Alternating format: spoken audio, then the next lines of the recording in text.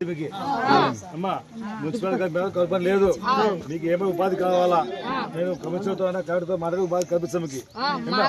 ఇంతవరకు మీకు మీ నుంచి ఎవరు ఆలోచించాలా? నేను ఆలోచిస్తుందా? ఎందుకండి కలెక్టర్తో మాట్లాడి ఉపాధికి అవుతుంది కదమ్మా. నేను కలెక్టర్తో కమిషన్తో మాట్లాడి ఉపాధి కల్పిస్తాను. మరి పొలం లేదు, ఇల్లు కూడా లేవు, బాత్రూమ్లు కూడా లేవు. మన బేటగా అమ్మా ఈరోజు చెప్పినాక సార్ చెప్పేది అవుతుంది. మీ చెప్పారు, మీ బాగా అర్థమైంది. ఇంతమంది మున్సిపల్ కల్పన ముందు ఉపాధి పని ఇస్తుంది, డబ్బులు వస్తున్నాయి. ఇప్పుడు మున్సిపల్ కల్పన డబ్బులు వస్తలే, ఏమి వస్తారు? ఎండాకాలం ఊకుంటున్నారు, నాకు ఎక్కడ అంటారు. నేను ఈ విషయంలో కలెక్టర్ గారితోనే కమిషన్తో మాట్లాడి మీకు ఏదో ఉపాధి కమిషన్ చేస్తానికి అంతే అమ్మా వినమ్మా చేస్తాను.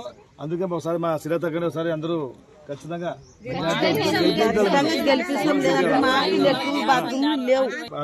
అది లేదు, ఏది లేదు. ఈ ప్రభుత్వం వచ్చాక ఒక్క నయ పైస కూడా పని అవుతాడు. నయ పైస కూడా నా అక్కలకు అమ్మలకు ఏ పనులు అయితే లేవు ఏమ్మా.